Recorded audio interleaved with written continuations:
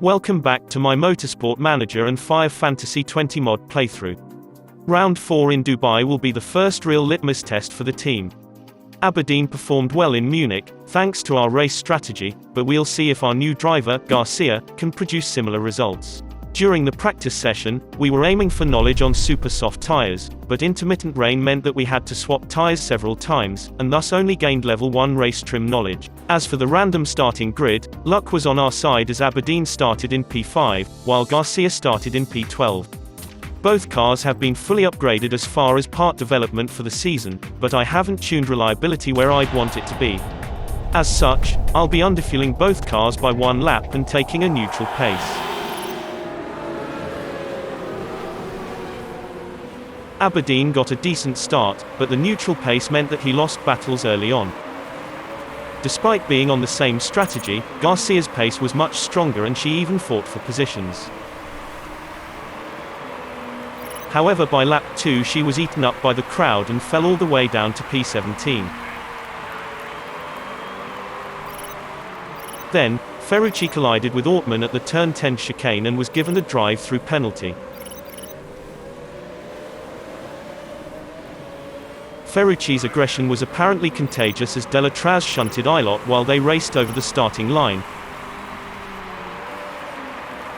And after that, Joe hit Florsch at turn 1. Both offending parties received drive-through penalties for their reckless driving.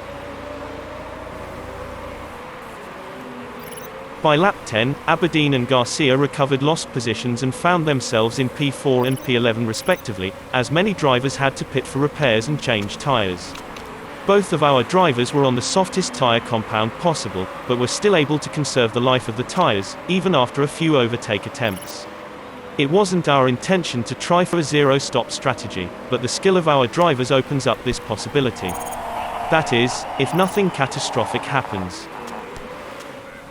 It seems that Ilott's collision with Delatraz earlier in the race had some lasting effects, as he ran into mechanical problems on lap 12. Thankfully for him, he was able to limp to the pit lane, but his chances for a win were gone. Not long after that, we realized that due to some early overtake attempts, both drivers have used up too much fuel.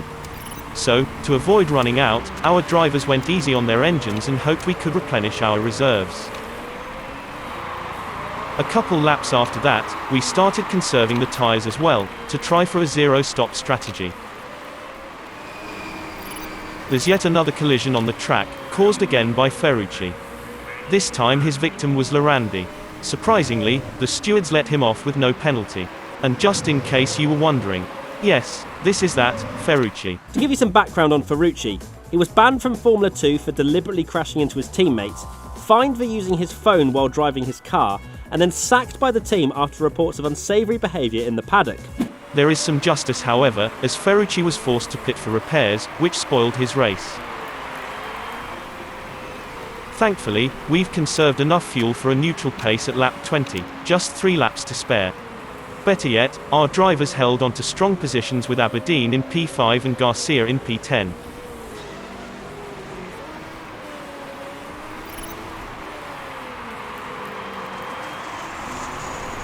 A few cars made some questionably late pits on lap 21, which meant we jumped up a few positions.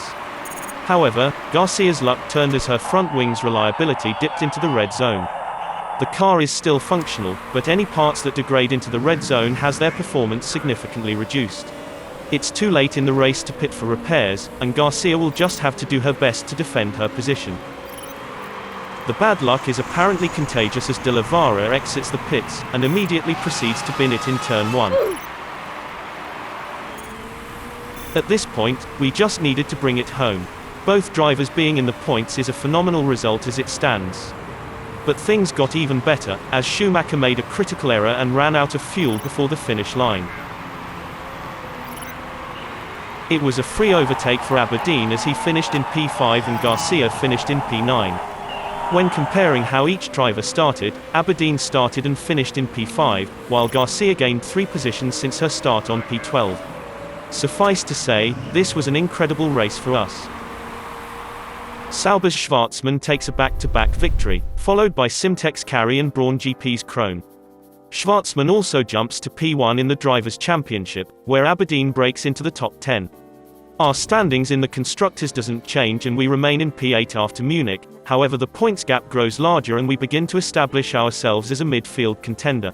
Meanwhile in F1, they completed 2 races before the start of ours in Singapore. In Munich, Verstappen takes another GP win, making for a hat-trick, followed by Leclerc in P2 and Hamilton in P3. This looks to be the comeback for Red Bull in the fight for P2 in the Constructors, however in Ardennes, the prancing ponies dominated. Sebastian Vettel takes the checkered flag and wins the Grand Prix! Vettel took P1, followed by Leclerc in P2. Verstappen finishes in P3, but with Albon nowhere near the points, this means that Ferrari jump into P2 of the Constructors and are only 39 points behind Mercedes.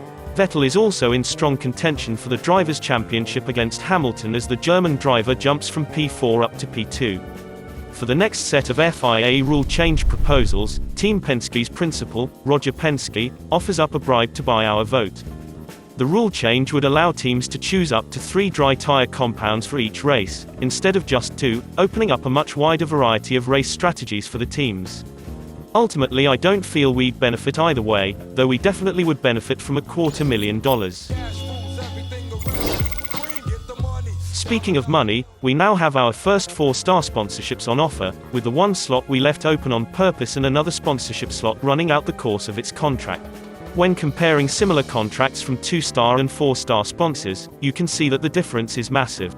CNN offers over 3 times the amount per race as any of the other 2-star sponsors, and they aren't even our best option. While CNN offers $470K per race, Julius Baer gives us $2 million up front with a contract length of 4 races, equaling $500K per race. Quick maths. Though we've developed parts as far as we'd want to for the season, our mechanics still continue to make improvements via tuning. We've now achieved the maximum reliability for Aberdeen's car and now have the ability to push him to his limits. I hope to see you guys again, for our upcoming race in Singapore.